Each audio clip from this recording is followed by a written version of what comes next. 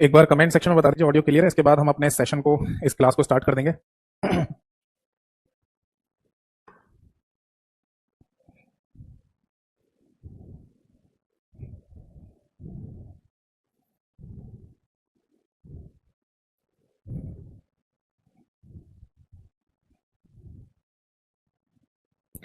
एक बार ठीक है।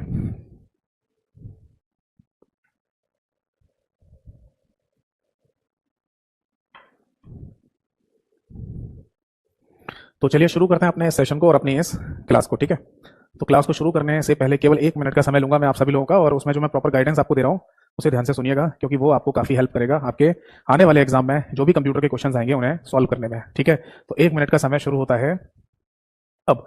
देखिए, क्लास में मैं जितनी थ्योरी करा रहा हूं आपको ये मोर देन सफिशिएंट है, इससे ज्यादा थ्योरी करने की आपको जरूरत नहीं है। आप एमसीक्यू प्रैक्टिस करिए, और उसमें भी मल्टीपल चॉइस क्वेश्चंस यानी कि एमसीक्यूज, और एमसीक्यूज में भी है ना पीवाईक्यू यानी कि प्रीवियस ईयर पेपर में आए हुए क्वेश्चंस को प्रैक्टिस करें तो वो ज्यादा सही है।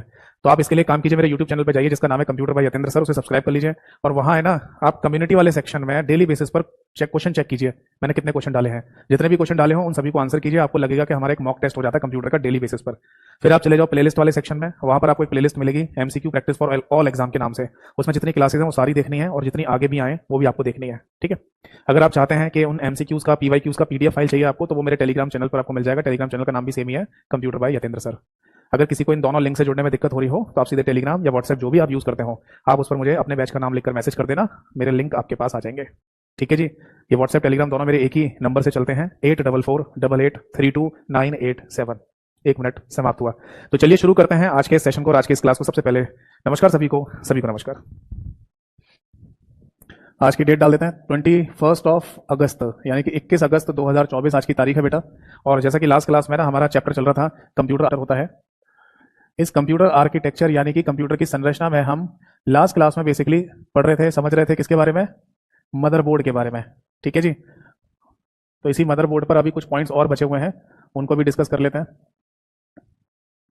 मदरबोर्ड को जैसा कि मैंने पहले बताया आपको कि पीसीबी के नाम से भी बोला जाता है, यानी कि इसे प्रिंटेड सर्किट बोर्ड के नाम से भी बोल देते हैं। और मदरबोर्ड्स पर बेसिकली हम बात करें किसकी, कंपोनेंट्स की, यानी कि जितने भी कंपोनेंट्स लगे हुए हैं, घटक लगे हुए हैं, उन सभी घटकों की बात कर रहे हैं। ठीक है जी, चलिए तो मैं एक बार है ना फिर से वही डायग्राम आप सभी लोगों को दिखाना चाहूंगा मदरबोर्ड का, जो हम लास्ट क्लास में देख रहे थे।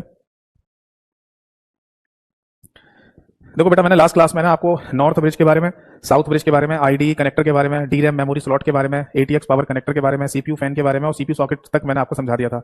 अब आगे हम देखेंगे, आगे लिखा हुआ कनेक्टर्स फॉर इंटीग्रेटेड पेरिफेरल्स, इसका क्या मीनिंग होता है। देखो मैं आप सभी लोगों को समझा दूं कि पहले क्या होता था, कंप्यूटर में अलग अलग पोर्ट या कनेक्टर्स का इस्तेमाल किया जाता था डिवाइसेस को कनेक्ट करने के लिए, जोड़ने के लिए। उदाहरण के लिए अगर मैं कीबोर्ड या माउस को है ना अपने कंप्यूटर के साथ कनेक्ट करना चाहता हूं तो कैसे करूंगा, आप बताइए कमेंट सेक्शन में। अभी आज के समय पर बता दो कि अगर मैं कीबोर्ड या माउस को कनेक्ट करना चाहता हूं अपने कंप्यूटर के साथ तो कैसे कनेक्ट करूंगा, कहां कनेक्ट करूंगा, इसका आंसर क्या होगा।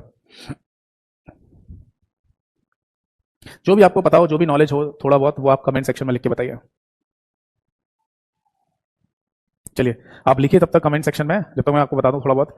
देखिए आज के समय अगर आपको कीबोर्ड या माउस को कनेक्ट करना है कंप्यूटर के साथ, तो आपको इन कीबोर्ड और माउस की जो केबल या तार होती है उसे हमारे कंप्यूटर में लगे हुए यूएसबी कनेक्टर से कनेक्ट करना पड़ता है। किससे, यूएसबी कनेक्टर, जिसको यूनिवर्सल सीरियल बस कनेक्टर के नाम से भी बोला जाता है।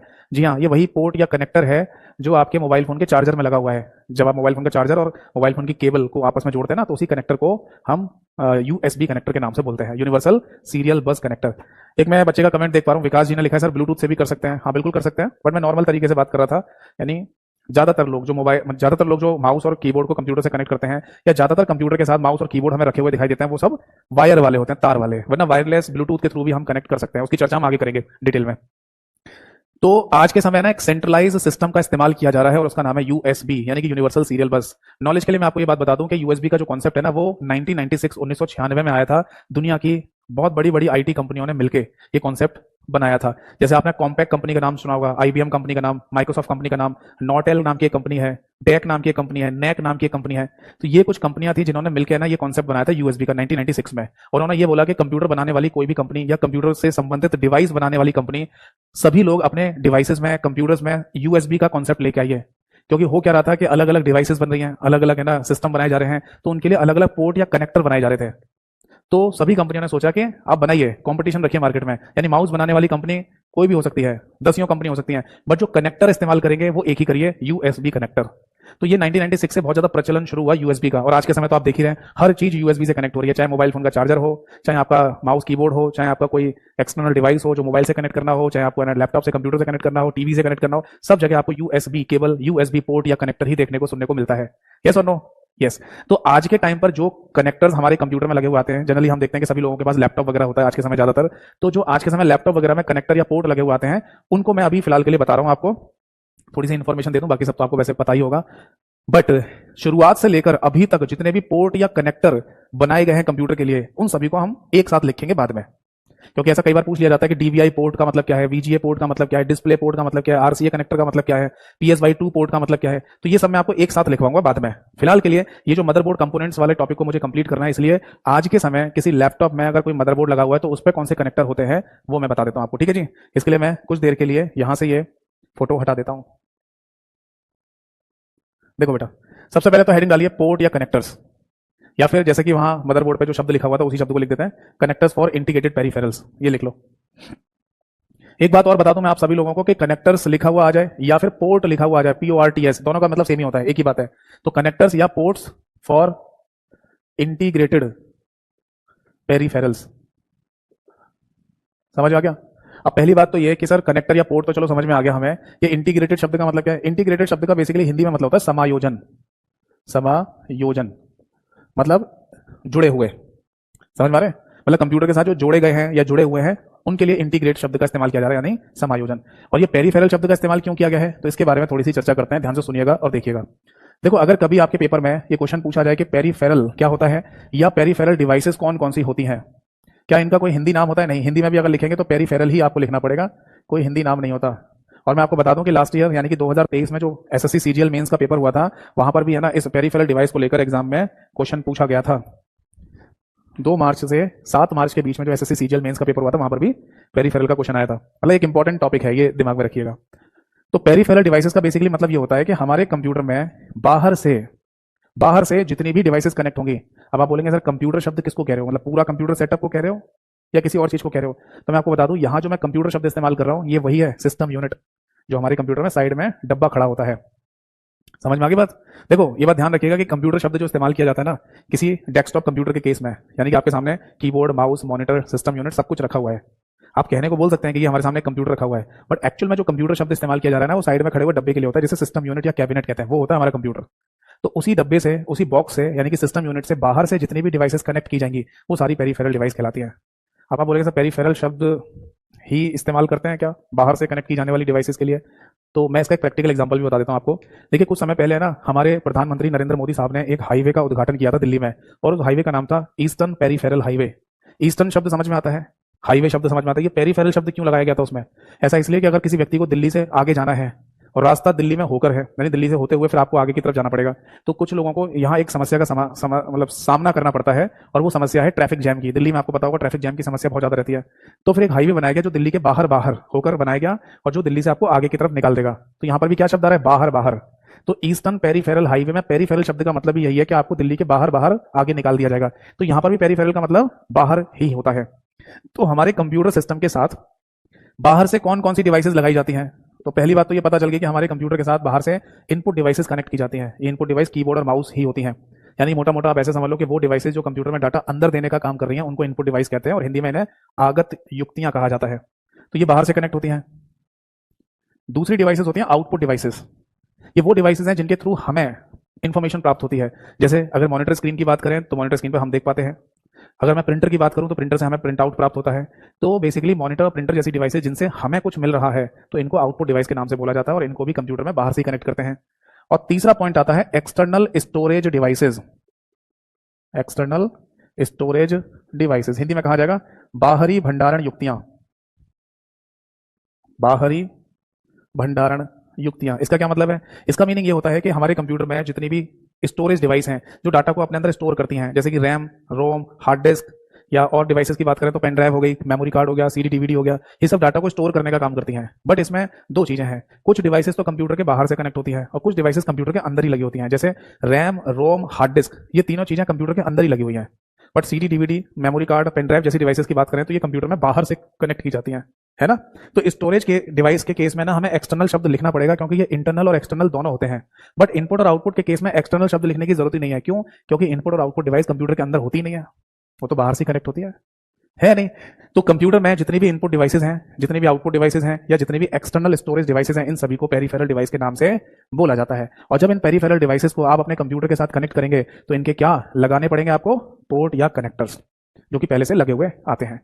तो इसी क्रम में हम आगे लिखेंगे कि सबसे पहले तो हमें हमारे कंप्यूटर के अंदर यूएसबी पोर्ट या यूएसबी कनेक्टर देखने को मिलता है, जो कि सबसे कॉमन एग्जांपल है। ठीक, यहां पर यूएसबी की फुल फॉर्म लिखना चाहें तो लिख लेना बेटा, इसको यूनिवर्सल सीरियल बस के नाम से बोला जाता है। बाकी मैंने बताया था कि 1996 में कॉम्पैक, आईबीएम, माइक्रोसॉफ्ट, नॉटेल, डेक, नेक, इन जैसी कंपनियों ने मिलकर ये पूरा कॉन्सेप्ट तैयार किया था। अगर आप आज के समय यूएसबी कनेक्टर्स की बात करें जो हमारे कंप्यूटर में लगे होते हैं, उसमें टोटल मिला के 4 पिन का कॉन्सेप्ट होता है डाटा को स्थानांतरित करने के लिए। जैसे कि लास्ट क्लास में मैंने आपको बताया था कि अगर आप मोबाइल फोन के चार्जर, जैसे मेरे सामने है ही, मैं फिर दोबारा दिखा देता हूं आपको, ये हमारे मोबाइल फोन का चार्जर है, इसमें इस केबल को बाहर निकालिए और यहाँ देखना फिर से कि आपको यहाँ पर यूएसबी फीमेल कनेक्टर में 1 2 3 4 पिन दिखाई दे रही होंगी, और ऐसे ही इस केबल या तार के अंदर भी यूएसबी कनेक्टर में 1 2 3 4 पिन दिखाई दे रही हैं। तो इसे मेल कनेक्टर, इसे फीमेल कनेक्टर कहते हैं, और इस तरीके से ये पिन से पिन आपस में जुड़ जाती हैं और सिग्नल ट्रांसफर होना शुरू हो जाता है। ठीक है जी। तो मोटा मोटी बात हमें ये समझ में आ गई कि यहाँ पर पिनों का कॉन्सेप्ट होता है डाटा को स्थानांतरित करने के लिए। अगर आप इन 4 पिन का कॉन्सेप्ट को समझना भी चाहते हैं तो कुछ इस तरीके से समझ सकते हैं। पहले ये नोट कर लिया आपने, नोट कर लीजिए इसको। ठीक है, बाकी देखो आपको पता ही है, अगर आप नोट नहीं कर रहे हैं मेरे साथ साथ तो ध्यान से सुनते रहिए, बस मैं क्लास में याद करा दूंगा आपको। फिर भी अगर रिवीजन के लिए आपको किसी पीडीएफ फाइल की आवश्यकता पड़े तो मेरे टेलीग्राम चैनल पर आपको कंप्यूटर आर्किटेक्चर की कंप्लीट क्लास पीडीएफ मिल जाएगी, वहां से भी आप रिवीजन कर सकते हैं। पर ध्यान रखिएगा कि उस पीडीएफ फाइल को डाउनलोड करने के बाद रिवीजन करने से पहले आप क्लास को एक बार जरूर सुन लीजिएगा, तभी फायदा मिलेगा आपको। ठीक है, देखो जैसे ये 4 पिन का कॉन्सेप्ट क्या है ये मैं समझा देता हूँ। सपोज दैट कि हमारे पास कोई पेन ड्राइव है, और आपने ये बात सुनी होगी कि पेन ड्राइव को भी यूएसबी पेन ड्राइव बोल दिया जाता है, बोलते हैं ना, क्योंकि पेन ड्राइव के आगे यहाँ जो कनेक्टर या पोर्ट लगा होता है वो यूएसबी वाला ही होता है। ठीक है, तभी तो वो हमारे कंप्यूटर के यूएसबी कनेक्टर या पोर्ट से कनेक्ट हो जाती है। ठीक, तो अगर हमारे पास कोई पेन ड्राइव है जिसको हम यूएसबी पेन ड्राइव कह रहे हैं, तो इसके आगे बेसिकली यहाँ पर 4 पिन होती हैं। ये वैसे ही है जैसे अभी मैंने मोबाइल फोन के चार्जर में दिखाई थी आपको। तो बेसिकली यहाँ जो 4 पिन है ना, इनका कॉन्सेप्ट क्या है, देखो एक जो पिन है ना यहाँ पर, इस पिन के थ्रू हमारे कंप्यूटर से पेन ड्राइव को 5 वोल्टेज का इलेक्ट्रिकल करंट मिलता है। अगर हम अपने कंप्यूटर में पेन ड्राइव को लगा रहे हैं तो इसे चलाने के लिए भी तो बिजली की आवश्यकता पड़ेगी, तो 5 वोल्टेज का इलेक्ट्रिकल करंट हमारे कंप्यूटर से पेन ड्राइव में जाता है पहली पिन के थ्रू। दूसरी वाली पिन होती है रिसीवर के नाम से, यानी कि अगर आप अपने कंप्यूटर से कोई डाटा पेन ड्राइव में भेजना चाहते हो तो रिसीवर वाली पिन से जाएगा। फिर तीसरी वाली पिन होती है सेंटर के नाम से, यानी कि पेन ड्राइव से कोई डाटा आप कंप्यूटर के अंदर डालना चाहते हैं तो सेंटर वाली पिन से जाएगा। और चौथी वाली पिन को रखते हैं ग्राउंडेड या न्यूट्रल, जीएनडी का मतलब होता है ग्राउंडेड या न्यूट्रल। अगर आप किसी एक साइड से इलेक्ट्रिकल करंट दे रहे हैं तो उसे दूसरी साइड पर रोकना पड़ता है हमें। अगर आपने इलेक्ट्रिसिटी पढ़ी है, बिजली के बारे में पढ़ा है, तो ये सब चीजें आपको पता होंगी। तो एक पॉइंट को हमें ग्राउंडेड या न्यूट्रल करना पड़ता है ताकि करंट फ्लो को रोका जा सके। तो इस तरीके से अगर हमारे पास कोई पेन ड्राइव है तो उसमें 4 पिन का कॉन्सेप्ट ऐसे होता है, समझ में आ रहे हैं।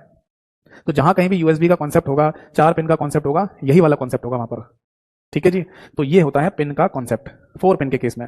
बट कहीं कहीं पर किसी पोर्ट या कनेक्टर में पिन की संख्या ज्यादा भी हो सकती है, तो वहां कुछ अलग कॉन्सेप्ट होगा। ठीक है, चलिए, तो आगे हमें ये पता चला कि यूएसबी कनेक्टर हमारे कंप्यूटर में या लैपटॉप वगैरह में आज के समय हमें देखने को मिलेगा, जिसको यूएसबी यानी यूनिवर्सल सीरियल बस कहा जाता है, और टोटल 4 पिन का कॉन्सेप्ट होता है। ठीक है, हमारे किसी कंप्यूटर में आज के समय एचडीएमआई कनेक्टर भी हमें देखने को मिल जाएगा। ये एचडीएमआई कनेक्टर बेसिकली किसी डिस्प्ले या मॉनिटर स्क्रीन को कनेक्ट करने के लिए इस्तेमाल में लाया जाता है, जिसको हाई डेफिनेशन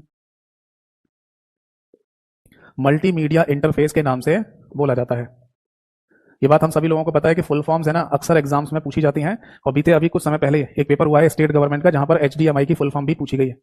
ठीक है, तो हाई डेफिनेशन मल्टीमीडिया इंटरफेस इसका फुल फॉर्म है, और टोटल 19 यानी कि 19 पिन का कॉन्सेप्ट इस्तेमाल में लाया जाता है डाटा को स्थानांतरित करने के लिए, ट्रांसफर करने के लिए। यानी कि आप अपने कंप्यूटर से डिस्प्ले यानी मॉनिटर स्क्रीन पर डाटा को भेज रहे हैं तो 19 पिन का इस्तेमाल होता है इसमें टोटल मिला के। ठीक है, इसके बाद है ना आपके कंप्यूटर में एक लगा होगा, लिख लीजिए, दैट इज ईथरनेट पोर्ट या ईथरनेट कनेक्टर। मैं आप सभी लोगों को बता दूं, इनका कोई हिंदी नाम नहीं होता, जो अंग्रेजी में लिखा है वही हिंदी में लिखा जाएगा, ईथरनेट। या ईथरनेट कनेक्टर को लैन कनेक्टर या लैन पोर्ट के नाम से भी बोल दिया जाता है, यानी कि लोकल एरिया नेटवर्क पोर्ट। अब पेपर में ये पूछा जा सकता है कि बताइए लैन कनेक्टर या ईथरनेट कनेक्टर में टोटल कितने पिन का कॉन्सेप्ट इस्तेमाल में लाया जाता है डाटा को स्थानांतरित करने के लिए, तो आंसर है 8 पिन का। ये वही कनेक्टर है जो आपके कंप्यूटर में इंटरनेट वाली जो केबल लगाई जाती है, उसमें आपने देखा होगा, देखा ना इंटरनेट की तार जो आप लगाते हैं कंप्यूटर में। मैं वायरलेस की बात नहीं कर रहा, वायरलेस में तो कोई तार होता ही नहीं है ना। जैसे आपका लैपटॉप है तो वायरलेस कनेक्ट हो जाएगा किसी वाईफाई से, बट अगर आपके पास कोई डेस्कटॉप कंप्यूटर है तो उसमें जो इंटरनेट की तार लगा रहे हैं आप, वो कनेक्टर है ना, लैन पोर्ट या ईथरनेट पोर्ट के नाम से जाना जाता है। इसके बाद नेक्स्ट लिख लीजिए, आपके कंप्यूटर में ना एक होगा that is 3.5 millimetre audio jack. ये वही पोर्ट या कनेक्टर है जिसमें आप हेडफोन या ईयरफोन लगा के गाने वगैरह सुन लेते हैं। तो इसमें टोटल डाटा को स्थानांतरित करने के लिए एक ही पिन का इस्तेमाल करते हैं। और इसके बाद एक आपको मिल जाएगा अपने कंप्यूटर में पावर कनेक्टर। इसमें भी टोटल एक ही पिन का इस्तेमाल किया जाता है डाटा को या सिग्नल को ट्रांसफर करने के लिए, ठीक है। तो बेसिकली अगर मेरे पास कोई आज के समय, आज की डेट में कोई लैपटॉप है तो उसमें ये चीजें तो मुझे देखने को मिलेंगी। USB connector, HDMI connector, Ethernet connector, 3.5 millimetre का ऑडियो जैक और एक पावर कनेक्टर, ठीक है, नोट कर लीजिए।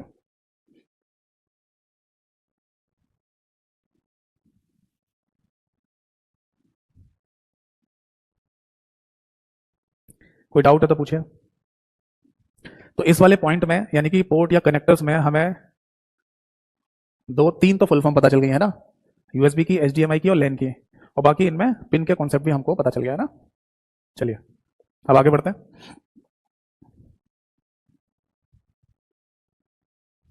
चलिए, तो ये वाला पॉइंट तो हमारा क्लियर हो गया। अब मैं डायग्राम है ना आपके सामने फिर से दिखा देता हूँ, मदरबोर्ड का डायग्राम। देखो, मदरबोर्ड के डायग्राम में अब आगे लिखा हुआ है सीमॉस बैकअप बैटरी। चलो इसको समझते हैं। तो हेडिंग डालिए CMOS backup battery, CMOS backup battery. अब क्वेश्चन ये आता है कि क्या हमारे कंप्यूटर में कोई बैटरी भी लगी होती है? तो आप बोलेंगे जी हाँ सर, हमारे पास एक लैपटॉप है, उस लैपटॉप में नीचे एक बैटरी लगी हुई है। बेटा मैं उस बैटरी की बात नहीं कर रहा जो हमारे लैपटॉप में नीचे लगी हुई है। तो फिर ये कौन सी बैटरी है? ये बेटा मदरबोर्ड की बात चल रही है, और मदरबोर्ड के ऊपर एक बैटरी लगी हुई है। तो फिर ये बैटरी होती किस काम के लिए? चलिए इस पर चर्चा करते हैं। देखो बेटा, आपने ना हाथ में पहने जाने वाली घड़ी के अंदर लगा हुआ सेल देखा है कभी? जी हाँ, मैं इसी वाली घड़ी की बात कर रहा हूँ जो मैंने पहन रखी है। इसको जब आप खोल के देखेंगे ना तो इसमें छोटा सा एक सेल निकलेगा, है ना, बैटरी बोल सकते हैं, सेल बोल सकते हैं। उसी का थोड़ा सा बड़ा रूप, इतना बड़ा, ऐसा मार्केट में एक सेल मिलता है। मैंने ना अभी कुछ दिनों पहले एक टीवी या एसी का रिमोट कंट्रोल देखा था, उसमें भी इसी प्रकार का एक सेल लगा हुआ देखा था। वैसे तो आजकल टीवी या एसी के जो रिमोट कंट्रोल होते हैं, ये वाला जो, इसमें अगर आप खोल के देखेंगे तो पेंसिल सेल मिलेगा आपको, समझ मारे, ये वाले सेल मिल जाएंगे आपको जिनको पेंसिल सेल के नाम से बोला जाता है। बट कुछ टीवी या एसी के रिमोट कंट्रोल आ रहे हैं ऐसे जिनके अंदर वो एक इतना बड़ा, मान लो जैसे जो 50 पैसे का सिक्का होता था, है ना, तो उतना बड़ा ही हमें सेल वहां देखने को मिला। अब वो सेल या बैटरी हमारे कंप्यूटर के मदरबोर्ड पर लगी क्यों है, इसका क्या लॉजिक है, वो मैं आपको समझाता हूँ। देखो इसका आंसर हमें मिलेगा कुछ इस तरीके से। आप मुझे ये बताइए कि जब आप अपने कंप्यूटर को ऑन करते हैं, सपोज दैट कि आपने अपने कंप्यूटर को 21 तारीख को ऑन किया, आपने काम किया, और फिर आपने अपने कंप्यूटर को शट डाउन कर दिया, बंद कर दिया, और 2 दिन बाद अगर आप अपने कंप्यूटर को ऑन करते हैं तो कितनी तारीख आपको दिखाई जाती है कंप्यूटर में? क्या डेट आ रही होती है? 21 तारीख आ रही होती है या फिर 23 तारीख आ रही होती है? बताइए। 21 तारीख को यानी कि 21 को आपने कंप्यूटर ऑन किया और बंद कर दिया। अब 2 दिन बाद जब आप कंप्यूटर को ऑन करते हैं तो कितनी तारीख दिखाता है कंप्यूटर? 23 तारीख या 21 तारीख? तो इसका सिंपल सा आंसर है, कंप्यूटर में आपको 23 यानी 23 अगस्त दिखाई दे रहा होगा। तो फिर सोचने वाली बात थी ना ये, कि जब मैंने कंप्यूटर को बंद कर दिया है, शट डाउन कर दिया है, पावर सप्लाई इसकी रोक दी है, और 23 तारीख को जब मैंने कंप्यूटर को ऑन किया, तो इसे कैसे पता चल गया कि 2 दिन बीत चुके हैं या 2 दिन हो चुके हैं एक्स्ट्रा? सोचने वाली बात है नहीं? आप सोचेंगे कि सर जैसे ही मैंने कंप्यूटर को ऑन किया होगा ना तो ये अपने आप इसने तारीख जान लियो। अरे अपने आप कैसे कोई जान लेगा भाई? किसी मशीन को अपने आप कैसे चीजें पता चल जाएंगी? आप बोलेंगे सर हमारे कंप्यूटर में इंटरनेट कनेक्ट होगा, इसकी वजह से ना अपडेट हो गया होगा टाइम। तो कोई नहीं, आप इंटरनेट की तार को निकाल के रख देना, वाईफाई कनेक्शन बंद कर देना, इंटरनेट का कोई सिस्टम ही जुड़ा मत रहने देना, आप सब कुछ बंद कर दो। तो अभी आपको है ना 23 तारीख को कंप्यूटर में 23 तारीख ही दिखाई देगी ऑन होते ही। तो इससे ये पता चला कि कंप्यूटर शटडाउन करने के बाद भी कंप्यूटर अंदर ही अंदर चल रहा था, और उस चलने की वजह से मतलब उसमें डेट और टाइम का फंक्शन चल रहा था, जिसकी वजह से हमें अपडेटेड डेट दिखाई देती है हमेशा। और कंप्यूटर में किसी भी फंक्शन को चलाने के लिए बिजली की आवश्यकता पड़ेगी, पावर की आवश्यकता पड़ेगी। तो ये पावर देगा कौन? चलिए समझाता हूं। हमारे कंप्यूटर के मदरबोर्ड पे ना एक सेल लगा होता है जिसको सीमॉस सेल या सीमॉस बैटरी के नाम से बोला जाता है। अब इस सीमॉस की अपनी एक फुल फॉर्म भी होती है, आप चाहें तो नोट कर सकते हैं। इसको बोलते हैं बेटा complementary complementary metal oxide semiconductor battery, semiconductor battery, ये इसका फुल फॉर्म होता है। अब बेसिकली ये सीमॉस बैटरी जो लगी हुई है कंप्यूटर के मदरबोर्ड पर, जब आप अपने कंप्यूटर को शट डाउन कर देते हैं तो ये पावर सप्लाई दे रही होती है हमारे कंप्यूटर के मदरबोर्ड पे ही लगी हुई एक मेमोरी जिसका नाम रोम होता है। इस मेमोरी को आप जानते ही होंगे क्योंकि जब भी कंप्यूटर की बात होती है, सीपीयू, रैम, रोम, इन तीनों का नाम सबसे पहले आता है ना। तो ये रीड ओनली मेमोरी हमारे कंप्यूटर के मदरबोर्ड पे लगी हुई है, और इस रीड ओनली मेमोरी के अंदर एक प्रोग्राम होता है, और उस प्रोग्राम का नाम है बेटा बायोस। बायोस का भी अपना एक फुल फॉर्म है, इसे भी नोट कर सकते हैं, that is basic input output system. Basic input output system. Knowledge के लिए अगर लिखना चाहें तो ऐसे लिख लो, जैसे कि सीमॉस क्या है, ये बैटरी है। रीड ओनली मेमोरी क्या है, ये एक मेमोरी है जो डाटा को स्टोर करती है। और बायोस क्या है, ये एक प्रोग्राम है, कंप्यूटर का प्रोग्राम। अब प्रोग्राम वगैरह ये सब चीज क्या होती है वो आगे समझ लेंगे, फिलहाल अगर किसी को नहीं पता प्रोग्राम क्या होता है तो दिमाग में रखना कि बायोस एक प्रोग्राम होता है, ठीक है। तो सीमॉस बैकअप बैटरी है ना, जब आप कंप्यूटर को शट डाउन कर देते हैं तो ये पावर सप्लाई भेजना शुरू करती है रीड ओनली मेमोरी को, और रीड ओनली मेमोरी के अंदर जो बायोस नाम का प्रोग्राम है, इस बायोस नाम के प्रोग्राम का एक फंक्शन होता है। क्या होता है बेटा, फंक्शन, जिसको हिंदी में कार्य भी कह सकते हैं, और वो है बेटा सिस्टम क्लॉक को चलाना, यानी कि हमारे कंप्यूटर की जो घड़ी है उस घड़ी को चला के रखना 24 घंटे 7 दिन। और इसी वजह से आप जब भी कंप्यूटर को ऑन करेंगे आपको हमेशा डेट और टाइम अपडेटेड ही दिखाई देगा। अगर आप किसी कंप्यूटर को 2 महीने बाद ऑन करेंगे तो 2 महीने बाद वाली ही डेट आपको दिखाई जाएगी कंप्यूटर ऑन करते ही। इसका मतलब डेट और टाइम कभी भी बंद नहीं हो रहा है। समझ में आ गया।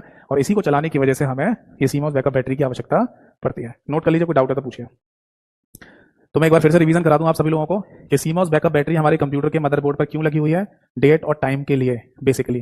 या फिर ऐसे बोलिए कि सीमॉस बैकअप बैटरी हमारे कंप्यूटर के मदरबोर्ड पर क्यों लगी हुई है, रीड ओनली मेमोरी को पावर देने के लिए। फिर अगला क्वेश्चन बनेगा कि रीड ओनली मेमोरी को पावर क्यों चाहिए, तो बायोस नाम के प्रोग्राम को चलाने के लिए। बायोस नाम का प्रोग्राम क्यों चलाना है, ये प्रोग्राम तब चलाना है जब कंप्यूटर शटडाउन होगा, और उस टाइम पर इसी प्रोग्राम के एक फंक्शन यानी सिस्टम क्लॉक को यानी कि घड़ी को चलाने के लिए हमें पावर सप्लाई की आवश्यकता होती है। बताओ समझ में आ गई बात। चलिए अब आगे बढ़ते हैं। नेक्स्ट, कंप्यूटर के मदरबोर्ड के ऊपर जो भी कंपोनेंट्स लगे हुए हैं उनमें अगला नाम आता है, नेक्स्ट देखिए, दैट इज पीसीआई स्लॉट्स। ये क्या होता है इसके बारे में चर्चा करते हैं। देखो हेडिंग डालिए पीसीआई स्लॉट्स, और इसमें भी आगे मल्टीप्लाई बाय 5 लिखा हुआ है ना। तो सबसे पहले तो पीसीआई की फुल फॉर्म लिख लो। पीसीआई की फुल फॉर्म होती है पेरीफेरल। आप बोलेंगे सर पेरीफेरल शब्द अभी आपने समझाया था, ये वही है ना। हाँ, एक बच्चे का कमेंट आया है सर बायोस ना हो तो। देखिए वैसे मैंने अभी आपको जो समझाया था, सभी लोग सुन लीजिए इस बात को, कि बायोस नाम के इस प्रोग्राम का एक फंक्शन होता है सिस्टम क्लॉक को चलाना। बट जैसे कि सुधीर ने पूछा है कि बायोस नाम का प्रोग्राम अगर नहीं है तो सबसे पहली बात डेट और टाइम तो चलेगी नहीं फिर, क्योंकि हर बार जब आप अपने कंप्यूटर को शट डाउन कर देंगे और उसके बाद अगर मान लो 2 दिन बाद कंप्यूटर ऑन करना है तो ऑन करते ही आपको डेट और टाइम सेट करना पड़ेगा। आपको फिर अपने हाथ की घड़ी देखनी पड़ेगी और देखना पड़ेगा कितना समय हो रहा है। अच्छा, फिर कंप्यूटर में ये टाइम सेट करें आप। अब आप बोलेंगे सर टाइम और डेट सेट ना करें तो क्या फर्क पड़ रहा है। तो बेटा बहुत सारी एप्लीकेशंस, बहुत सारी चीजें ऐसी होती हैं जो रियल टाइम पर काम कर रही होती हैं, यानी उन्हें वास्तविक समय उनसे जुड़ा हुआ होना चाहिए। तो वो सारी एप्लीकेशन फेल हो जाएंगी, काम नहीं करेंगी। नॉर्मली काम हो सकता है, जैसे मूवी देख रहे हो, गाने सुन रहे हो, गेम खेल रहे हो, ये सब तो चलता रहेगा। बट इवन इंटरनेट भी अगर आप चला रहे होंगे ना तो उसमें भी रियल टाइम कनेक्ट होना चाहिए आपके कंप्यूटर का, वरना कुछ ना कुछ किसी ना किसी प्रकार की एरर आती रहेगी। तो करेक्ट डेट और टाइम होना चाहिए, ठीक है। बट वही वाली बात, चलो मान लो आप किसी कंप्यूटर को ऑन करके डेट और टाइम सेट कर भी लेते हो, और जब तक कंप्यूटर ऑन रहेगा सही चलता रहेगा डेट और टाइम, है ना। पर जैसे ही कंप्यूटर बंद कर दोगे तो डेट और टाइम बंद हो जाएगा, फिर दोबारा ऑन करोगे 2 दिन 5 दिन बाद फिर सेट करोगे। तो इन्हीं सब चीज़ों से बचने के लिए ये बायोस वाला कॉन्सेप्ट और सीमॉस वाला कॉन्सेप्ट रखा गया, ठीक है। बाकी एक बात और बता दूं मैं आपको कि ये जो बायोस का जो सिस्टम क्लॉक नाम का फंक्शन है ना, ये एक फंक्शन है, बाकी इसके और भी काम होते हैं जो हम आगे चर्चा करेंगे, पढ़ेंगे भी। एक्चुअली बायोस को है ना डिटेल में मैं पढ़ाऊंगा आपको जब कंप्यूटर सॉफ्टवेयर वाला चैप्टर आएगा, वहां पढ़ेंगे बायोस के और क्या क्या फंक्शन होते हैं जिसकी वजह से ये बायोस नाम का प्रोग्राम हमारे कंप्यूटर में डाला गया है। उदाहरण मतलब अभी फिलहाल के लिए इतना समझ लीजिए, सभी लोग दिमाग में रखना कि अगर आपके कंप्यूटर के स्टार्ट होते समय पर बायोस नाम का प्रोग्राम नहीं हुआ रीड ओनली मेमोरी के अंदर, तो कंप्यूटर कभी ऑन नहीं होगा। आप कभी भी कंप्यूटर को चला नहीं पाएंगे, ऑन ही नहीं कर पाएंगे, अगर बायोस नाम का प्रोग्राम रीड ओनली मेमोरी के अंदर कंप्यूटर के ऑन होने के टाइम पर नहीं हुआ तो। चलिए फिलहाल अभी आ जाते हैं यहाँ पर मदरबोर्ड कंपोनेंट्स की बात कर रहे हैं तो पीसीआई स्लॉट के बारे में समझते हैं, ठीक है। यहाँ पर लिखा हुआ पीसीआई की फुल फॉर्म है पेरीफेरल। ये पेरीफेरल का मतलब वही है ना कि कंप्यूटर में बाहर से कोई डिवाइस कनेक्ट की जाए तो उन्हें पेरीफेरल डिवाइस कहा जाता है। जी हाँ, वही मतलब है। बट ये मदरबोर्ड के ऊपर क्यों है शब्द, ये तो कंप्यूटर में बाहर से लगाई जाने वाली डिवाइस के लिए होता है। एक्चुअली मैं आपको बता दूं कि जब हम कोई भी कंप्यूटर खरीदते हैं ना, कोई भी कंप्यूटर, तो ऐसा जरूरी नहीं है कि उसमें सारी चीजें पहले से लगी हुई आ जाएं। जैसे उदाहरण के लिए किसी व्यक्ति को है ना एक हाई लेवल का गेम खेलना है, ये गेम उसी हाई लेवल का हो सकता है, जैसे कैरी मिनाटी नाम सुना होगा, एक यूट्यूबर है, काफी फेमस हो गया आप तो कैरी मिनाटी के नाम से। उस कैरी मिनाटी के द्वारा जो गेम खेला जाता है लाइव स्ट्रीमिंग करके जो दिखाता है, उस तरीके के हाई लेवल के गेम अगर आप खेलोगे ना तो आपको अपने कंप्यूटर के अंदर एक अलग से ग्राफिक कार्ड लगवाना पड़ेगा, अगर ग्राफिक कार्ड कंप्यूटर में लगा हुआ नहीं आया तो।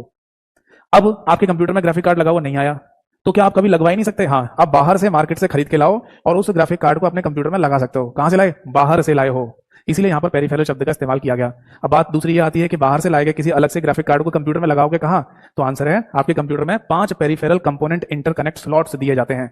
क्या फुल फॉर्म है इसका, पेरीफेरल कंपोनेंट इंटरकनेक्ट। समझ में आ गया। तो आपके कंप्यूटर में, कंप्यूटर के मदरबोर्ड पर 5 पेरीफेरल कंपोनेंट इंटरकनेक्ट स्लॉट्स दिए जाते हैं, ताकि अगर ऐसा हो कभी कि आपको कुछ अलग से डिवाइसेस बाहर से लाकर कंप्यूटर में लगानी पड़ जाए तो उनके लिए जगह पहले से मौजूद होनी चाहिए। उदाहरण के लिए कोई पूछेगा मेरे से कि सर कौन कौन सी डिवाइसेस लगाई जा सकती हैं अलग से, तो सबसे पहला एग्जांपल तो यही लिख सकते हो कि आपके कंप्यूटर में अगर पहले से ग्राफिक कार्ड वगैरह नहीं आया है हाई रेजोल्यूशन वाले गेम वगैरह खेलने के लिए, तो ये लगा सकते हो। या मान लीजिए आपको कोई एक्सटर्नल साउंड कार्ड टाइप लगाना है, या साउंड कार्ड ही लिख लो। मान लो अगर आपको कोई अलग से साउंड कार्ड वगैरह लगाना है तो आप लगा सकते हैं। इसके अलावा मान लीजिए कभी अगर आपको जरूरत पड़ती है कि अपने कंप्यूटर में टीवी ट्यूनर कार्ड लगवाना है। ये क्या चीज होती है? टीवी ट्यूनर कार्ड का मतलब ये होता है कि आपको अपने कंप्यूटर को बिल्कुल टीवी जैसा बनाना है, यानी कि आप रिमोट कंट्रोल है ना टीवी में जैसे चैनल चेंज करते हो वैसे कंप्यूटर में भी चेंज हो जाएंगे, बट ये तभी होगा जब आप अपने कंप्यूटर में टीवी ट्यूनर कार्ड लगा लो, नॉर्मली नहीं हो सकता। तो इस तरीके की एक्स्ट्रा फीचर्स अगर आपको चाहिए तो इन्हें लगाने के लिए हमारे कंप्यूटर के मदरबोर्ड पर पीसीआई स्लॉट्स दे दिए जाते हैं। समझ में आ गई बात? एक बच्चे ने लिखा है सर वो कैसे पता चलेगा, शायद आप सुधीर आप ये लिखना चाह रहे हैं शायद कि ग्राफिक कार्ड है या नहीं, ये कैसे पता चलेगा? वो हर एक लैपटॉप पे लिखा हुआ आ जाता है, कंप्यूटर पे लिखा हुआ आता है। जैसे अगर आपको लैपटॉप खरीदते हैं तो जहां लैपटॉप में टच पैड दिया होता है उसी के लेफ्ट में या राइट साइड में ग्राफिक कार्ड का एक टैग लगा के देते हैं, अगर देंगे तो। या कोई कंप्यूटर खरीद रहे हैं डेस्कटॉप कंप्यूटर तो उसमें भी सिस्टम यूनिट के ऊपर चिपका रहेगा कहीं ना कहीं, यानी मतलब बता देती है कंपनी कि आपको एक अलग से ग्राफिक कार्ड इसमें लगा के दे रहे हैं या नहीं। अगर दे रहे हैं तो आप हाई रेजोल्यूशन वाले गेम को खेल सकते हैं। समझ में आ गया सभी को? ठीक है। और अब एक लास्ट पॉइंट और बचा हुआ है कंप्यूटर के मदरबोर्ड कंपोनेंट्स में, दैट इज एजीपी स्लॉट। बाकी सारे के सारे मैंने लाइन से पूरे कवर करा दिया है। तो एजीपी स्लॉट और समझा देता हूं, एक बार ध्यान से देख लो। एजीपी स्लॉट वो काली काली सी पट्टी आपको दिखाई दे रही होगी है ना, इसको और देख लेते हैं। तो मैं डायग्राम को यहां से हटा देता हूं पहले, फिर आपको समझाता हूं एजीपी स्लॉट के बारे में। चलिए हेडिंग डालिए AGP slot.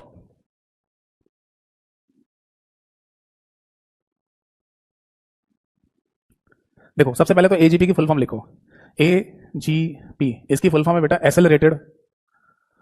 Accelerated graphics port के नाम से इसकी फुल फॉर्म है, ठीक है जी। बट ये होता क्या है बेसिकली वो अब मैं आपको समझा रहा हूं। देखो एक डायग्राम मैंने आपको पहले ही बताया था और मैंने बोला भी था कि ये डायग्राम आपको हमेशा याद रखना है। वो क्या है कि आपको ये पता होना चाहिए कि हमारे कंप्यूटर में परमानेंट डाटा कहां पर स्टोर होता है। जैसे आप कंप्यूटर को शट डाउन कर दो तो शट डाउन करने के बाद डाटा परमानेंट कहां स्टोर होता है? कंप्यूटर की हार्ड डिस्क में। और जब ऑन भी करेंगे तो हार्ड डिस्क से ही वो डाटा आगे की तरफ बढ़ेगा और कहां पहुंच जाता है? हमारे कंप्यूटर की मुख्य मेमोरी में यानी कि रैम के अंदर। ठीक, फिर ये डाटा रैम से आगे की तरफ बढ़ाया जाता है और पहुंचेगा सीपीयू के पास यानी कि हमारे कंप्यूटर के दिमाग के पास। जब ये डाटा पहुंचता है तो इसे इनपुट कहते हैं, इसकी प्रोसेसिंग होगी और एक आउटपुट जनरेट होगा जो आपको मॉनिटर स्क्रीन पर दिखाई दे जाता है। जैसे जस्ट सपोज दैट कि आपने ना अपने कंप्यूटर में कोई मूवी गाने वगैरह सब जो भी चलाए हों जो कंप्यूटर में पहले से सेव हैं, तो वो सब मूवी पिक्चर गाने फोटो इमेज वीडियो सब कहां पर है? यहाँ पर जो कंप्यूटर में सेव है उनकी बात कर रहा हूँ, क्योंकि मूवी पिक्चर गाने तो आप पेन ड्राइव लगाकर सीडी डीवीडी लगाकर भी देख सकते हैं, उनकी बात नहीं कर रहा। जब हम कहते हैं ना कि मूवी पिक्चर गाने पीडीएफ सब मेरे कंप्यूटर में है तो यहाँ पर होते हैं, तो यहाँ से उनका डाटा रैम में पहुंचता है, रैम से सीपीयू में आता है, सीपीयू से आउटपुट जनरेट होने के बाद मॉनिटर स्क्रीन पर हमें दिख जाता है। ठीक है बेटा, ये हुई नॉर्मल बात।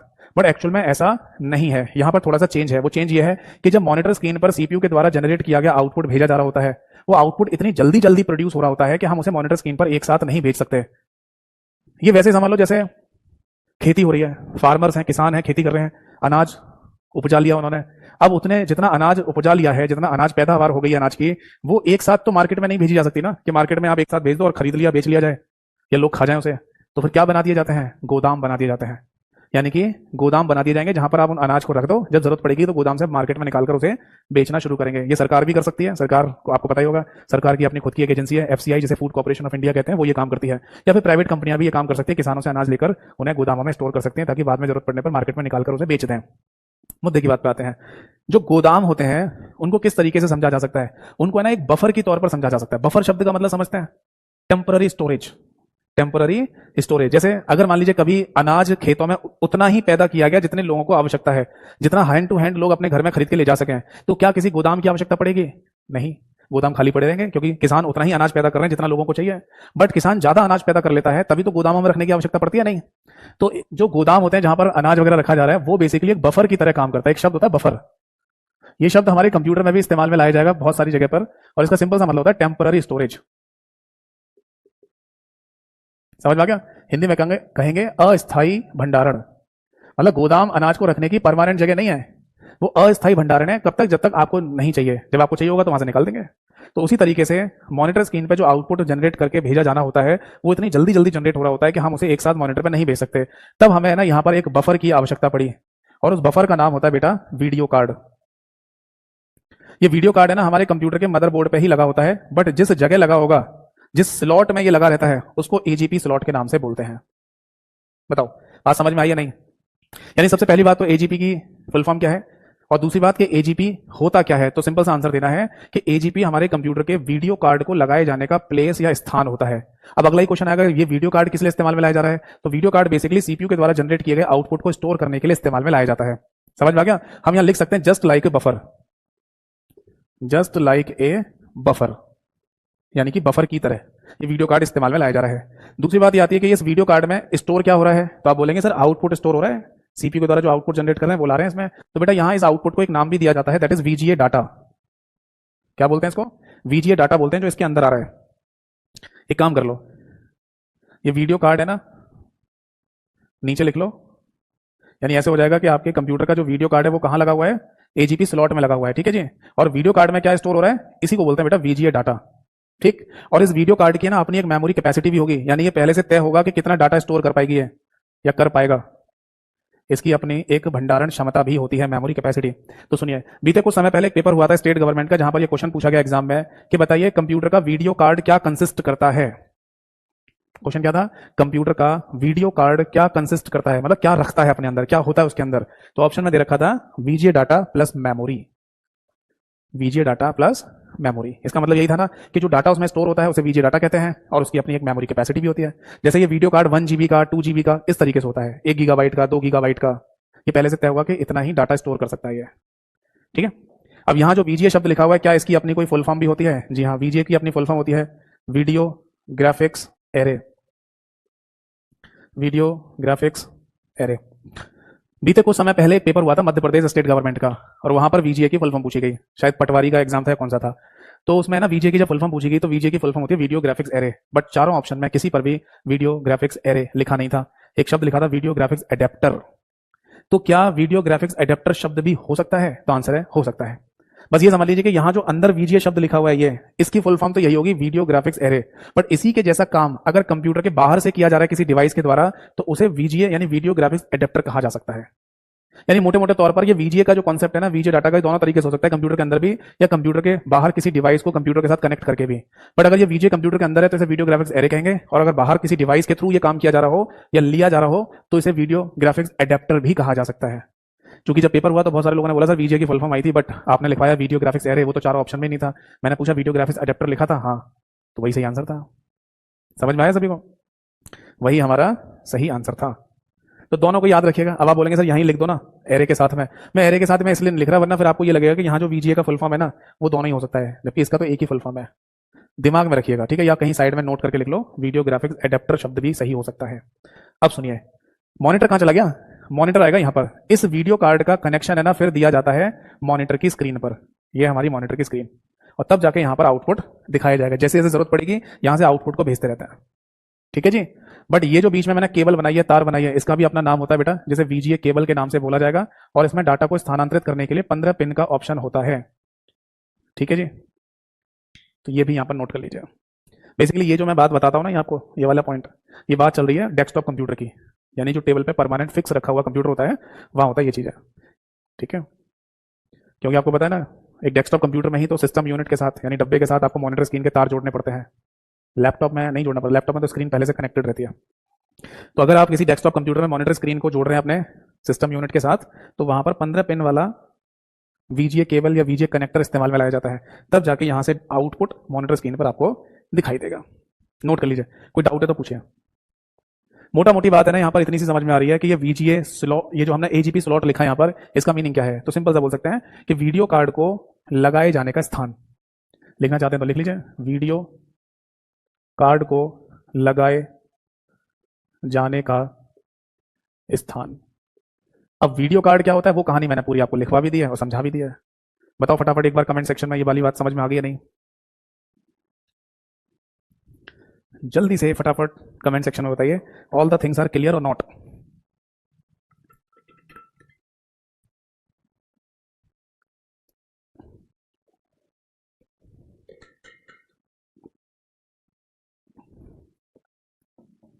वेरी गुड, सभी को समझ में आ गया ना? तो फाइनली है ना, मदरबोर्ड के ऊपर जितने भी हार्डवेयर कंपोनेंट्स लगे होते हैं उन सभी की जानकारी मैंने आपको दे दी है। आई होप सो कि आपने नोट भी कर लिया होगा। तो ये कंपोनेंट्स खत्म हो गए। अब समझ में आ रहा है ना कि मैं जितना आपको लिखवा रहा हूँ, समझा रहा हूँ, पढ़ा रहा हूँ, ये सभी एग्जाम्स में पूछी गई चीजें हैं। और आगे भी पूछी जाएंगी, भाषा बदलकर भी पूछी जाएंगी। ऐसे हो जाता है कई बार लैंग्वेज चेंज कर देंगे और वही बात पूछ रहे होंगे नॉर्मल सी। चलो, अब फाइनली मदरबोर्ड खत्म नहीं हुआ, मदरबोर्ड के ऊपर लगे हुए कंपोनेंट्स खत्म हो गए हैं। अभी इन कंपोनेंट्स को आपस में कैसे जोड़ा जाता है, ये एक दूसरे को कैसे डाटा ट्रांसफर कर देते हैं, जैसे कि सीपीयू, रैम, रोम, ये तीनों चीज कंप्यूटर के मदरबोर्ड पर लगी होती हैं। जी हाँ, तो ये आपस में एक दूसरे को डाटा कैसे भेजती है, तब यहां पर कॉन्सेप्ट आता है बसेस का। तो लिखिए, हेडिंग डालिए बस। मदरबोर्ड के ऊपर है ना बसेस का कॉन्सेप्ट होता है, या कंप्यूटर के अंदर बसेस का कॉन्सेप्ट होता है, ये बात दिमाग में रखनी है। बस का अपना कोई फुल फॉर्म नहीं होता। और मैं आपको बता दूं कि बस, ठीक है, ये दो चीजें हो सकती हैं। पहला पॉइंट तो अच्छा, एक चीज और लिखिए, केवल एक शब्द में अगर बोल रहा हूं कि what is the meaning of बस, बस क्या है, तो आप इसको ना डेटा ट्रैवलर भी लिख सकते हो, डेटा ट्रैवलर। ठीक है, हिंदी में लिखा जाएगा डाटा को स्थानांतरित करने वाला, डाटा को स्थानांतरित करने वाला। समझ में आ गया? अब ये देखिए कि बसेस हमारे कंप्यूटर में दो तरीके से हो सकती हैं। पहला पॉइंट तो हो सकता है, लिखिए, that is copper tracks, copper की, यानी कॉपर जो धातु होती है, कॉपर के ट्रैक्स बोलते हैं, या फिर इनको ट्रेल भी कहा जाता है, कॉपर के ट्रैक्स या ट्रेल्स, जो कि मदरबोर्ड के ऊपर बने होते हैं, कॉपर ट्रैक्स या ट्रेल्स ऑन मदरबोर्ड। या फिर मदरबोर्ड शब्द की जगह पीसीबी लिख लो, ठीक है, तो कॉमन शब्द आ जाएगा। चलिए इसको समझा देता हूँ, फिर दिखाऊंगा भी आपको। जैसे मेरे पास है ना, टीवी का रिमोट कंट्रोल है, इसको आप खोल के देखना। अब जब आप इसे खोल के देखेंगे तो आपको इसके अंदर ग्रीन कलर की प्लेट दिखाई देगी, जिसको पीसीबी कहा जाता है। और उस पीसीबी के ऊपर है ना, आपको टेढ़ी मेढ़ी लाइनें जाती हुई दिखाई देंगी इधर से उधर, वही होते हैं कॉपर ट्रैक्स या कॉपर ट्रेल कहा जाता है उनको। और उन्हीं के अंदर होके इलेक्ट्रिकल सिग्नल फ्लो करता है एक जगह से दूसरी जगह तक। ठीक है बेटा, तो इसीलिए मैंने यहाँ पर लिखा है कॉपर के ट्रैक्स या ट्रेल्स ऑन पीसीबी। दूसरा है ना, यहाँ लिख लीजिए वायर्स, या ऐसे लिखो इंटरनल वायर्स, आंतरिक जो तार लगे होते हैं कंप्यूटर के अंदर, उनको भी बसेस कह सकते हो, इंटरनल वायर्स इन कंप्यूटर। ठीक है जी, हिंदी में लिख लो आंतरिक तारें। जब आप कभी कंप्यूटर को खोल के देखेंगे तो उसके अंदर आपको पतले पतले तार काफी दिखाई देंगे, पतले पतले तारों की स्ट्रिप भी दिखाई देगी। तो वो जो पतले पतले तारों की स्ट्रिप्स वगैरह होते हैं, उनको भी बसेस कह दिया जाता है। तो मोटे मोटे तौर पर हमारे कंप्यूटर में बसेस के दो कॉन्सेप्ट हो सकते हैं। ठीक है, अब मैं आपको इन्हें दिखा देता हूँ प्रैक्टिकली, ताकि आपको समझ में आ जाए कि ये बसेस होती क्या है। अभी आपको ना मेरे कंप्यूटर का स्क्रीन शेयरिंग दिखाई देगा। ठीक है, ये मैंने एक वेब ब्राउजर को ओपन किया है, इसका नाम है माइक्रोसॉफ्ट एज, जो कि माइक्रोसॉफ्ट कंपनी का बाय डिफॉल्ट वेब ब्राउजर है।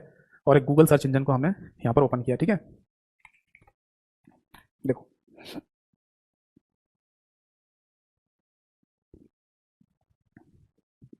देखो, इनको कहा जाता है बसेस। यानी ये जो डायग्राम आपको दिख रहा है, ये आप है ना अपने किसी भी इलेक्ट्रॉनिक डिवाइस को खोल के देखना, उसमें मिल जाएगा। और ये जो टेढ़ी मेढ़ी लाइनें आपको दिखाई दे रही हैं, इन्हीं को बेसिकली बसेस के नाम से बोला जाता है। इन्हीं में होकर इलेक्ट्रिकल सिग्नल फ्लो करता है एक जगह से दूसरी जगह तक।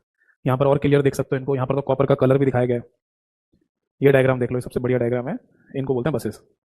ठीक है, और इंटरनल वायर्स भी दिखाऊंगा आपको। आपको ना ऐसे तार वगैरह भी दिखाई देंगे कंप्यूटर के अंदर लगे हुए, तो इनको भी बसेस के नाम से बोल दिया जाता है। ठीक है, चलिए मैं आपके सामने आ जाता हूँ। तो फाइनली है ना, हमें ये समझ में आ गया कि बसेस का कॉन्सेप्ट क्या होता है। ठीक है, चलिए अब आगे देखो। जैसे मैंने कहा ना, सीपीयू से डाटा है ना रैम के पास पहुंच रहा है, रैम से सीपीयू में पहुंच रहा है ना, इस तरीके का कॉन्सेप्ट होता है हमारे कंप्यूटर में। तो ये सब किसके थ्रू पहुंचेगा? बसेस के थ्रू पहुंचेगा। ठीक, तो बसेस के अपने कोई टाइप्स भी होते हैं क्या? यानी कि बसेस के अपने प्रकार भी होते हैं क्या? तो आंसर है जी हाँ। देखो, बस हमारे कंप्यूटर में टोटल 3 प्रकार की होती है। उदाहरण के लिए ऐसे समझ लो कि हमारे कंप्यूटर में, कंप्यूटर के मदरबोर्ड पर 2 हार्डवेयर कंपोनेंट्स लगे हुए हैं, एक ए के नाम से और एक बी के नाम से। तो ए से मान लीजिए कोई डाटा भेजा गया है बी की तरफ, तो ये जाता है डाटा बस के द्वारा। अब बी के पास जो डेटा आया है ए की तरफ से, बी को ये भी तो पता होना चाहिए कि वो आया कहां से है। तो ये इंफॉर्मेशन भेजी जाती है बी के पास एक अलग प्रकार की बस के द्वारा, जिसको एड्रेस बस के नाम से बोला जाता है। ठीक, और एक तीसरी बस और भी होती है जो ए से बी की तरफ कनेक्टेड रहेगी, जिसको कंट्रोल बस के नाम से बोला जाता है। इसका क्या फंक्शन होता है अभी समझेंगे। तो पहले एक एक करके सभी बसेस के बारे में मैं आपको बताता हूं। देखो, सबसे पहले तो आप यही लिख लीजिए डाटा बस। ये क्या होती है? तो इसका सिंपल सा मतलब है इट कैरीज द डेटा, यानी कि यह डेटा को लेके जाती है। It carries the data, Hindi में लिख लीजिए डाटा को ले जाने वाली, को ले जाने वाली बस। तो ए से बी तक जो डेटा को लेके जाएगी उसी को डेटा बस के नाम से बोलेंगे। फिर दूसरा लिख लीजिए एड्रेस बस, इसके बारे में लिख लीजिए it carries the address of data. It carries the address of data, Hindi में लिखा जाएगा यह डाटा के एड्रेस को ले जाने वाली बस होती है। ठीक है बेटा, और तीसरी बस का नाम है दैट इज कंट्रोल बस। इसका मीनिंग क्या है उसे आप ऐसे लिखिए। देखो, कंट्रोल बस के अंदर बेसिकली 2 चीजें जाती हैं। पहली चीज जाती है टाइमिंग सिग्नल, मतलब कि जो डेटा है ना ए से बी तक भेजा गया है उसका पूरा समय समय प्रक्रिया ये सब क्या होगी, मतलब कितने समय में वो पहुंचेगा बी के पास, और फिर जो भी उसके साथ होना है वो कितने समय में पूरा हो जाएगा, ये सारी जानकारी कंट्रोल बस है ना बी को जाके दे देती है, बी को बता देती है। ठीक है। और एक दूसरा पॉइंट होता है यहाँ पर, that is type of operation. Type of operation ये क्या होता है, हिंदी में लिख लीजिए ऑपरेशन का प्रकार। ऑपरेशन का प्रकार मतलब जो डेटा है ना ए से बी की तरफ भेजा गया है उसके साथ होना क्या है, कौन सा ऑपरेशन होना है। यहाँ ऑपरेशन का मतलब आप ऐसे समझ लो जैसे प्लस होना है, माइनस होना है, मल्टीप्लिकेशन होना है, डिवीजन होना है, क्या होना है। भाई ए से कोई डेटा बी की तरफ भेजा गया है और बी को बोला गया कि इन डाटा को आपस में जोड़ के आंसर बता दो क्या निकलेगा, तो एडिशन का ऑपरेशन हो गया ना ये, है ना। ए से बी तक कोई मान लो डाटा भेजा गया और बोला जाए कि इनको डिवाइड करके बताओ क्या आंसर निकलेगा, तो डिवीजन वाला ऑपरेशन हो गया। तो ये दोनों इन्फॉर्मेशन कंट्रोल बस लेके जाती है ए से बी की तरफ। ठीक है, नोट कर लीजिए, कोई डाउट है तो पूछिए। देखिए जैसा मैं देख पा रहा हूँ कैमरे की बैटरी का सिंबल आ गया है अचानक, पता नहीं कैसे, ऐसा होता तो नहीं है। तो अचानक अगर स्क्रीन ऑफ हो जाती है तो आप चिंता मत कीजिएगा, मेरे को बस मुश्किल से मुश्किल 1 मिनट का समय लगेगा कैमरे की बैटरी को चेंज करने का, तो मैं चेंज कर दूंगा, वॉइस मेरी आती रहेगी। पहले ये नोट कीजिए, कोई डाउट है तो पूछिए।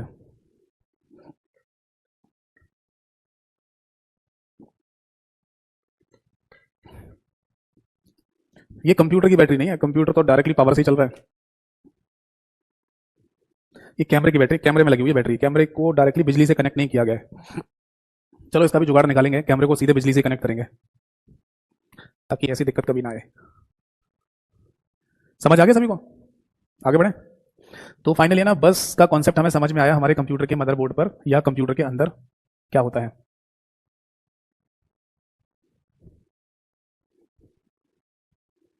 अब आगे देखिए, इस बस से जुड़ा हुआ ना एक इंपॉर्टेंट क्वेश्चन होता है जो मैंने कई बार देख लिया पेपर में।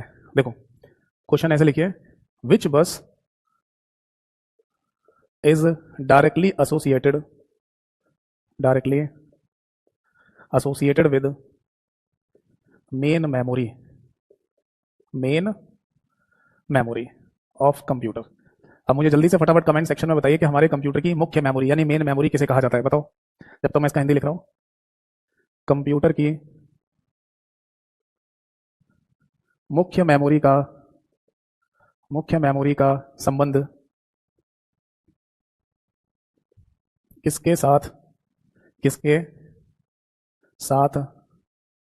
प्रत्यक्ष रूप से होता है।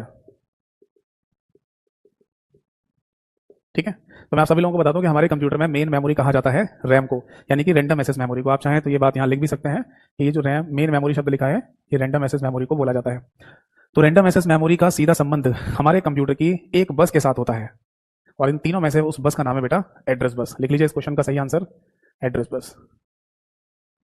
अब इस बात का मतलब क्या है, एड्रेस बस के साथ संबंध होता है, ठीक है, पर मीनिंग क्या है इस बात का। तो मैं आप सभी लोगों को बता दूं कि एक्चुअली होता क्या है कि हमारे कंप्यूटर का जो कॉन्सेप्ट है ना उसमें एड्रेस बस और रैम का सीधा संबंध है, जिससे इन दोनों के बारे में इंफॉर्मेशन प्राप्त हो जाती है।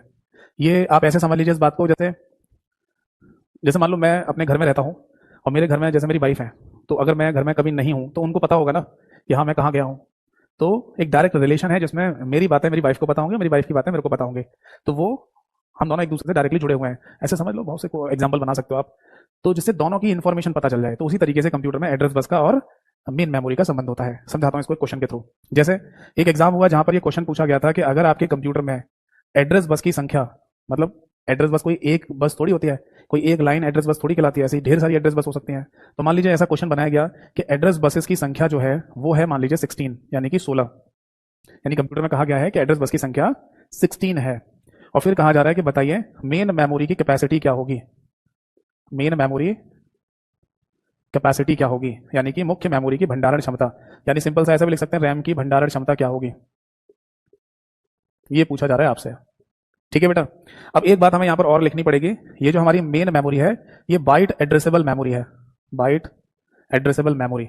इसका क्या मतलब है, इसका सिंपल सा मतलब होता है कि जो भी आंसर निकल के आएगा उस आंसर में आपको खुद से बाइट लिख देना है, खुद से लिख दो। ये उसी तरीके से जैसे आप है ना कभी डिस्टेंस की बात करते हैं, दूरी की बात करते हैं, और ऐसा बोला जाए कि मैं 2 किलोमीटर 2 किलो चल के आ रहा हूँ, डिस्टेंस की बात चल रही है, और कोई आपसे ये कहे, आप ही कहें कि 2 किलो चल के आ रहा हूँ, तो 2 किलो से कुछ क्लियर नहीं होगा, आपको बताना पड़ेगा 2 किलोमीटर से चल के आ रहा हूँ।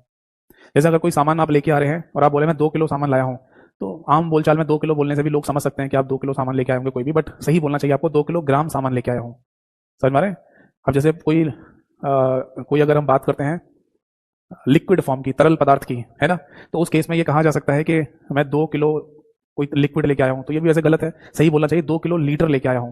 तो जैसे लिक्विड के लिए लीटर शब्द लगाना पड़ता है, ऐसी वेट के लिए ग्राम शब्द लगाना पड़ता है, डिस्टेंस के लिए मीटर लगाना पड़ता है, ऐसी हमारी कंप्यूटर की मेमोरीज के लिए लास्ट में बाइट हमें लगाना पड़ेगा खुद से ही। इसलिए हमारी कंप्यूटर की मेमोरी को बाइट एड्रेसेबल मेमोरी के नाम से बोला जाता है। अब इस क्वेश्चन का सिंपल सा आंसर है, मैं बता देता हूँ सोल्यूशन क्या है। देखो, आपको करना क्या है, यहाँ पर 2 रेज़ टू पावर n की n का यूज करना होगा। ये 2 की पावर n पूरे कंप्यूटर में यही चलता है। जैसे कि लास्ट क्लास में मैंने आपको रैम का कॉन्सेप्ट समझाया था, तो रैम के बारे में भी बताया था, 2 की पावर n की वजह से वो वैल्यू मिलती है 1 2 3 4 8। तो यानी 2 की पावर n का कॉन्सेप्ट ही पूरे कंप्यूटर में चलता है बाइनरी की वजह से, है ना। अब समझना ये है कि यहाँ पर n को क्या बोला जा रहा है, बस n है ना, वो बदल सकता है अलग अलग जगह पर, बट फॉर्म यही रहेगी 2 की पावर n, है ना। तो यहाँ पर n होता है नंबर ऑफ बसेस की संख्या। तो बस अब करना क्या है, 2 की पावर 16 हमें कर देना है। अब 2 की पावर 16 को थोड़ा सा मैनिपुलेट करेंगे हम। वो मैनिपुलेट कैसे किया जाएगा, कुछ इस तरीके से, जैसे ये बात ध्यान में रखना है हमको कि कंप्यूटर में के शब्द का इस्तेमाल किया जाता है जिसको किलो कहते हैं, और किलो की वैल्यू कंप्यूटर में 2 की पावर 10 होती है, ये दिमाग में रखना, ठीक है। ऐसी है ना, मेगा एम शब्द का इस्तेमाल किया जाता है कंप्यूटर में, जैसे मेगा कहते हैं, और इसकी वैल्यू 2 की पावर 20 होती है। ऐसी कंप्यूटर में जी यानी गीगा शब्द का इस्तेमाल किया जाता है जिसकी वैल्यू 2 की पावर 30 होती है। ये मैंने खुद से नहीं लिखा, ये कंप्यूटर में पहले से तय है, पहले से ही लिखा हुआ है। तो आप किलो बोलते हैं, इसकी वैल्यू 2 की पावर 10 है, मेगा बोलते हैं 2 की पावर 20 है, गीगा बोलते हैं तो 2 की पावर 30 इसकी वैल्यू होती है। तो हमें कुछ ऐसा करना है ताकि ऐसा कोई लेटर हमें मिल जाए। तो एक काम कर सकता हूं मैं, यहाँ पर 2 की पावर 16 को 2 की पावर 6 मल्टीप्लाई बाय 2 की पावर 10 में तोड़ लूंगा मैं। ऐसा क्यों कर रहा हूँ, क्योंकि 2 की पावर 10 को फिर मैं के लिख दूंगा ना। अब 2 की पावर 6 क्या होता है, 2 की पावर 6 होता है बेटा 64 यानी कि 64, और 2 की पावर 10 होता है किलो, और मेमोरी कौन सी है, बाइट एड्रेसेबल मेमोरी। तो आंसर आ गया 64 किलो बाइट। यानी अगर हमसे ये कहा जाए कि किसी कंप्यूटर में, या हमसे पूछा जाए कि किसी कंप्यूटर में टोटल 16 एड्रेस बसेस का इस्तेमाल किया जा रहा है तो उसमें मेन मेमोरी की कैपेसिटी कितनी होगी, तो इस क्वेश्चन का सही आंसर होगा 64 किलो बाइट। बताओ बात समझ में आ गई या नहीं। तो ये था वो क्वेश्चन, वो पॉइंट जो मेन मेमोरी को एड्रेस बस के साथ डायरेक्टली एसोसिएट होने से बताता है। ये बताता है कि दोनों आपस में जुड़े हुए होते हैं। ऐसी सेम चीज ऐसे भी हो सकती है कि अगर आपको मेन मेमोरी की कैपेसिटी दे दी जाए कि मान लो कंप्यूटर में 64 किलो बाइट की मेमोरी लगी हुई है, रैम लगी हुई है, तो बताओ एड्रेस बस की संख्या कितनी होगी। तो बस यही क्रम पीछे लेके चले जाना, यहाँ पर 16 आंसर आ जाएगा, ठीक है। एक पॉइंट यहाँ पर और आप दिमाग में रख सकते हैं, हमारे कंप्यूटर में कुछ सेकेंडरी मेमोरी भी होती है। सेकेंडरी मेमोरी में क्या क्या नाम आता है, जैसे कि हार्ड डिस्क हो गई, पेन ड्राइव हो गई, सीडी डीवीडी हो गई, या मेमोरी कार्ड्स हो गए। ये वो सेकेंडरी मेमोरी हैं जिनका सीधा संबंध हमारे कंप्यूटर में बसेस के साथ नहीं होता। तो एक अपोजिट क्वेश्चन बनाया गया जो मैंने पेपर में देखा था कि बताइए इनमें से किसका संबंध सीधा एड्रेस बस के साथ नहीं होता है, तो सेकेंडरी मेमोरी के साथ नहीं होता, जो मैंने एग्जाम्पल बोले हैं। बट ये जो रैम है यानी मेन मेमोरी, जिसको प्राइमरी मेमोरी भी कहा जाता है, इसका सीधा संबंध एड्रेस बस के साथ होता है। तो 2 पॉइंट आप लिख सकते हैं अगर आप नोट कर रहे हैं तो। ऐसे भी लिख सकते हो कि सीधा संबंध मेन मेमोरी के साथ कौन सी बस का होता है, तो है एड्रेस बस। और सेकेंडरी मेमोरी के साथ सीधा संबंध, या ऐसे लिखिए कि एड्रेस बस का सीधा संबंध किस मेमोरी के साथ नहीं होता है, तो आंसर होगा सेकेंडरी मेमोरी के साथ। यानी hard disk, pen drive, CD DVD, memory card, इनके साथ एड्रेस बस का कोई सीधा संबंध नहीं होता। इनडायरेक्टली हो सकता है, डायरेक्टली नहीं होता है, ठीक है। तो आज की क्लास और आज की सभा यहीं पर समाप्त होती है, ठीक। वैसे भी 1.25 घंटा हो गया। अब जल्दी से फटाफट अगर किसी का कोई डाउट है तो आप आराम से पूछिए, अदरवाइज हम मिलेंगे अपनी नेक्स्ट क्लास में और इसके आगे के पार्ट को कंप्लीट करेंगे।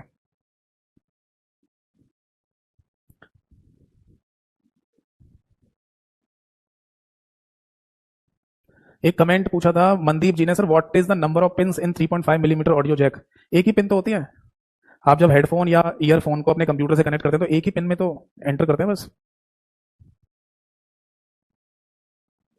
और कोई डाउट है।